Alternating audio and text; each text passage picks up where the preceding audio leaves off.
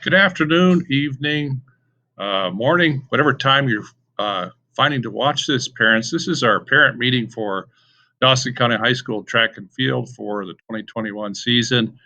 And rather than having you come in and have to sit in the cafeteria and wear masks or try to put you in the stadium and spread you out, and you can't hear me, I decided to go virtual this year. And I've kind of held off because our schedule's been in a lot of flux because of MHSA decisions, and a lot of those have been addressed now, so that's a good thing. So this is where we're at. I will disseminate this through YouTube, and then I'll give your students a link. I'll also put it on Remind. If you have any questions in the future, there's contact information at the bottom, and I certainly hope that if you have any, please contact me or any of the other coaches on the list here. So I'm going to run through the informational letter. Your students are going to get a hard copy of this today when they pick up their track and field equipment, so you'll have a hard copy too. First of all, in track and field, we have 17 events. Your son or daughter will be in maybe one, two, or multiples of those. We have 10 track events and 7 field events. Those who've been around track and field know this. And we range from everything from what you see below here. I'm the head coach. It's my fourth or fifth year doing this. 2020 doesn't really count, I guess. And I mainly coach pole vault, and I help out with jumps. That's my area of expertise. My brother Jim Temple, he's been coaching here for upwards of 30 years.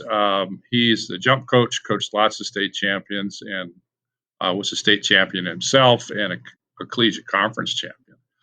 Coach Schaaf is new to us this year in the throws. He was a former Red Devil, nice thrower for us back in the mid 2000s here. Jim Person is just kind of the standard of the whole outfit here. Coach Person's been here for over 4 decades, and that kind of shows you the consistency we have. He coaches hurdlers and sprinters, and also helps a lot with timing and things like that at our meets. He's just kind of the guy to know, and he's a resource for MHSA and all kinds of things. So lots of experience there. Sheila Kennedy, she coaches our distance runners. She's a former Red Devil standout athlete, record holder in the distance races, and athlete of the year. So we have a great coaching staff to work with your children. First of all, go through practice. Practice is extremely important.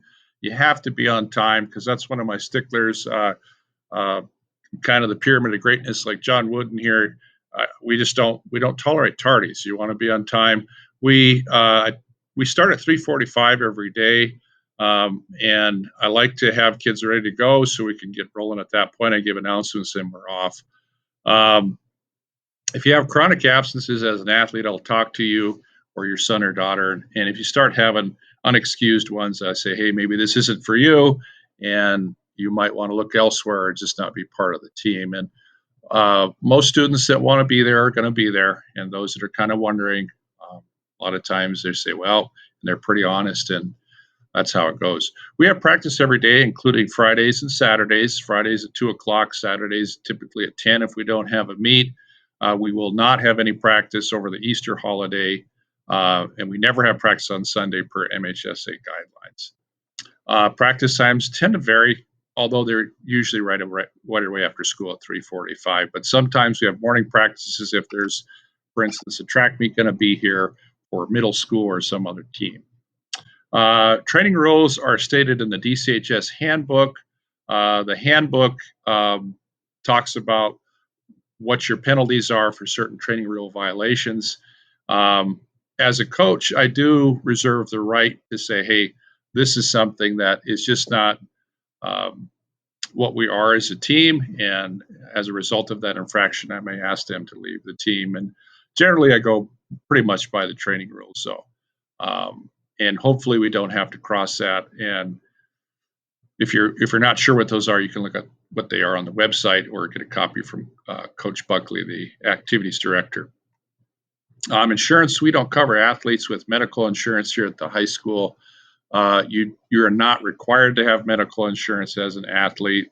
It is a good thing to have it, though. And I'm guessing most of you do, but if you don't, the office will help you with that. Athletic Director Ryan Buckley might be able to steer you in a direction. That's not my area of expertise within insurance policies, but we do a lot of things in track and field. A lot of the events um, do have an element of injury uh, with them if you don't do them correctly, or if you're just doing it hard, and all of a sudden you pull a muscle or something, you need to be evaluated, or God forbid you break a bone, or but that does happen. So uh, insurance is probably a good thing. You should look into it if you don't have it. Okay, and like I said, talk to the office and they'll direct you in the right direction. Transportation, this is kind of one we have issues with most of the time because students that participate, and I'll just kind of highlight this, in track and field will be required to ride school transportation to meets out of Glendive. So obviously, you don't need transportation if we're here, which we have several meets here, but if you're going out of town, you have to be on the bus. The only way that you could not ride the bus and participate is you have to have pre-approved permission through one of our principals at the high school here, or an administrator. So if your son or daughter is late for the bus, they just miss the bus and they don't compete that day.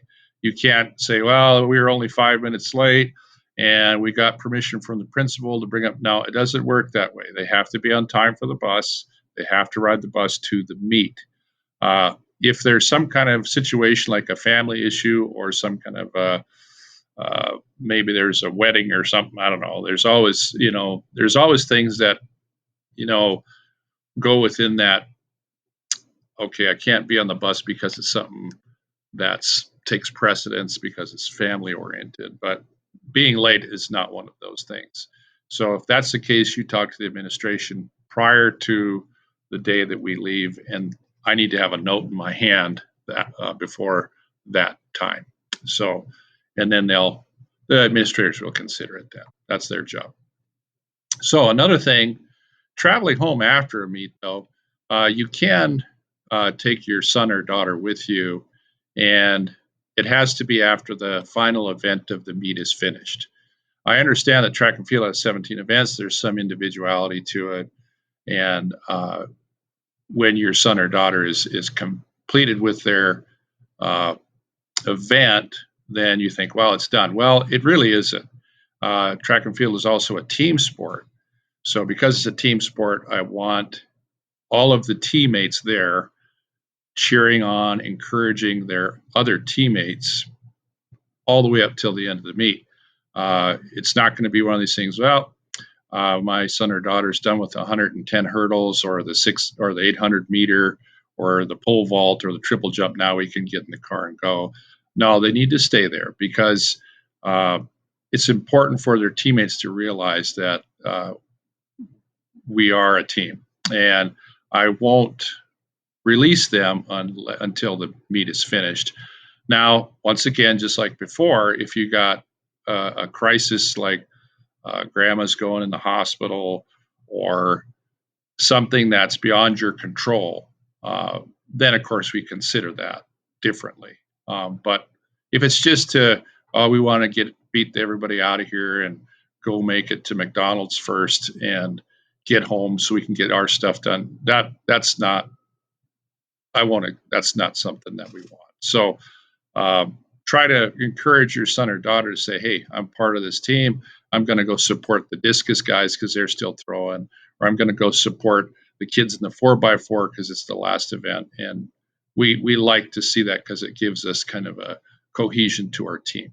So, and that's kind of one of those things. And another thing is I'll have the transportation forms with me. Usually they're little green sheets, and I'll give you those at the conclusion of the meet. Generally, myself and all the coaches are moving around because I'm trying to cover all events, and I'm not going to just stop what I'm doing and run over to the team camp or grab something out of my bag and say, okay, go ahead and sign your son or daughter. You need to consider the coaches too.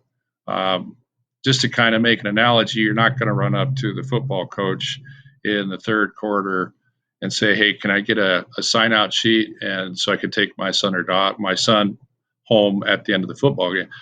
You need to wait until we're all done, and then I'll be ready, and then I'll get it all filled out, and then you can take off from there. I'd really appreciate that because the last thing I want to have to do is run back to the team camp for a couple hundred yards across the track to go get a sign out form, and I just would appreciate that as a courtesy to myself or the coaches. Meals, jumping down to the next thing. We don't provide meals unless the trip is overnight, which this year it's kind of in question if we're having any overnight trips until we get to state. Um, because the divisionals here, um, we're not going to have that as an overnight trip, but state will be an overnight trip, which is in Laurel this year. And we're looking at getting permission to go to Spearfish for an overnight trip for some of the athletes. Big thing with lettering, and of course, lettering is in question because last year some of these kids didn't get a letter. And Coach Buckley, I don't quote me on how that works with lettering last year, and there's some things that I have to talk to him about. I think there is a possibility of getting a letter for last year, and I think he put that out there, but I'll get clarification on that. But to receive a letter award track, it's pretty clear cut. That's the nice thing about track is we can actually quantify everything and say, well, this is what they did or this is what they didn't do. The big thing is we have standards that we go by. So based on the event, you're going to run, jump, a certain time or a distance or throw a certain distance. And that's all outlined right here per each event. So you can see how the table's set up. We got girls events and boys events for each gender here. And you're seeing what the times are for like the 100. You have to run a 13.5 for the girls and a 12.1 for the boys. If I throw in like the discus, you have to throw the discus 90 feet for a girl or 115 feet for a boy. If we look at like, say, a distance race like the mile or the 1600, 6 minutes for a girl and 5 minutes for a boy. So if they reach any of those marks at any meet, they will automatically letter. And then number 2, they have to score at least 10 varsity points or more for the season. So if we go to meets and they don't hit one of these, but they're getting a point here and there, and they actually cruise up to 10 points, they're going to letter. If they qualify for state or actually compete at the state meet, that's an automatic lettering thing. And then in some cases, say a athlete has 9 points, they haven't reached one of these, and they're doing a great job for us. We have coaches' discretion too, especially if it's like a junior or senior. To get these letters, you also have to make sure you're in good standing with the program. If you have a training violation, it's also up to coach's discretion. You don't letter. And that's kind of outlined up here too. You have to meet the following requirements, plus you have to have no violations. Next thing, your son or daughter has things issued to them through the school. So one thing I talk about with the students right away is to take care of their feet. Proper footwear is really important. If you're not sure about that, the coaches all have good recommendations. We've been doing it for a long time. We try to steer you to local businesses to buy your footwear if you can. If not, we'll give you some online ideas where to get that, where you can get stuff pretty quick. Next thing is your students have already been issued cotton sweats, and I keep those numbered, and I have a list with me all the time via my phone. If they lose those, that's basically, I think it's about a $60 or $70 replacement fee.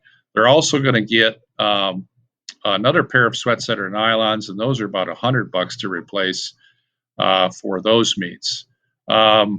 We also issue uniforms that have to meet guidelines for. We have to look like a team when we compete, so they can't just wear what they want to wear. It has to sort of match color-wise, things like that. Likewise, they have to keep track of that stuff. I will let you wash it at home. Really important when you're washing any of the gear that I issue, you want to wash it in cold water, preferably with stuff like of light color or by itself, just to prevent fading. Because if it does fade and we got problems with it not being taken care of or it's lost, then I have to charge the student a fine, and that goes on their record here until it gets paid. So just kind of watch for that. And just like anything, you have to sometimes hound your kids about picking stuff up and taking care of it. I'd appreciate if you help me out I do that with them too. So just do that so we don't lose things and you get charged. As far as contact information for me, if you have any questions, I'm the head coach. Here is my email. You can see if you put your clicker right on there. There it is. Um, my cell phone is right here, 939-2446. You can text me, call me if you have questions. During the day, if you're leaving something at the school, here's my school phone number, which you'd have to hit. It'll get the office and it'll give me an extension. You're almost better off just calling my cell phone or sending me a message here. Um, this is my email right here. All teachers have this Temple T. It's our last name, first initial. It'll be the same for all the coaches, like well, Coach Schaaf, I guess. I also have something which I kind of encourage you to do, and that's join our Remind. The Remind app, the way it works is you're going to go and punch in 81010 on your phone or 81010. And then when you get there, you're going to text at RDD track. I had to change it this year because our previous account had too many characters in its name, but this year it's at RDD Track. You're more than welcome to join it. I like it because it's not like a Snapchat type chat room. It's a one-way direction thing. So if you message me, you're the only person that sees it. If I message you back, it's the same way. Then I can also send messages to the whole group. What I tend to do with this is once I get who's in meets and other types of things that I want students to see, like when we were leaving on bus meet, leave times, meet schedules, all those things I'll send out images through Remind, and then you can just open it up and look at it on your smartphone. And it's kind of the world that your kids live in, and I don't necessarily like it all the time either. I'm a hard copy person, but it is pretty handy. And I even send out like lettering requirements on this to the students so they know every meet what their lettering requirement is. And sometimes I also send out like state qualifying things. So it's just a handy thing. It'll ask you if you want to get the app for Remind. You don't have to. All you just have to do is go to 81010 on your cell phone and then text at RDD track to that number. And then I'll see you. It'll pop up on my list, and then it'll call you a parent. And then, although lately for some reason I've been getting these weird names for students. I've got one of my students is named Megan Ferrado, and I think that's a boy. So I I might, if I get a weird name, I might ask you who you are, and then I'll go in and change it or make a reminder of who you really are instead of some goofy name. I've got like three of those on the list right now. It's like I don't know how that happened, and I'm working with the company to figure out, well, what is the deal here? So anyway, I do encourage that. As far as our track and field meet schedule, you can see right here, this is the most recent schedule as of like yesterday or Thursday or Wednesday.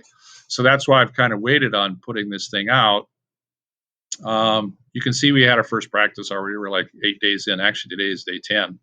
Um, Williston is hosting a meet next week. I'm pretty sure the first event's at 2 p.m., although I see they had a little bit of interesting dynamic in their meet sign up, and it said 1, but their schedule shows 2 o'clock Central Time, so 1 o'clock for us. I also show bus leave times on here, and those are subject to change. And that's why it's good to have the Remind app up here.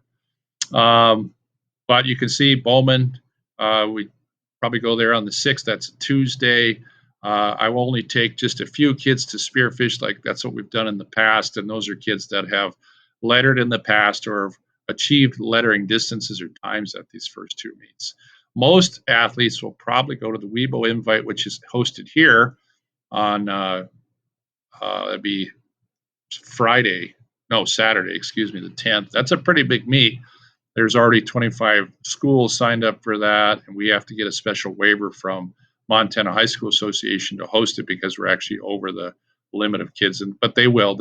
They just came out on Wednesday of this week and said they're going to issue us waivers for big meets, which was a big relief for all of us coaches in the East here, where we have a lot of little schools at the meet. But Weibo is actually a pretty big meet anymore, and we host that here. Bowman, and once again, we have that on the 13th because it's just nice to have those Tuesday meets to get meets in for kids. Sydney's got a big meet on the 24th. It's one of the bigger ones we go to in terms of numbers. The Baker invite is on the 17th. That's the same weekend as prom.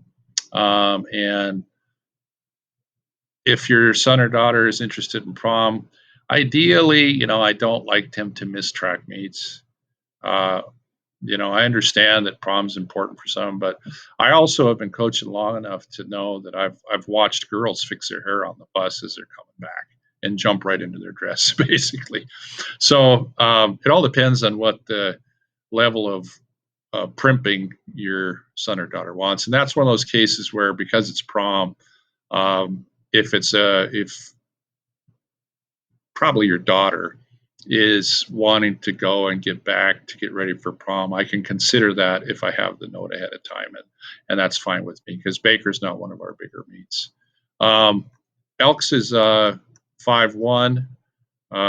You can see I got these two dates out of sync here, so we can switch those around. Elks Meet's kind of a big one for us, and that's where I'm going to ask you as parents, and I'll send this sheet home with your son or daughter as a sign off to this video, but also as a invitation or a request. If you're interested in helping out at a track meet by working an event, pulling a rake, putting up a crossbar, holding a tape measure for one event, I'll probably ask if you would volunteer to help at that one. We have food.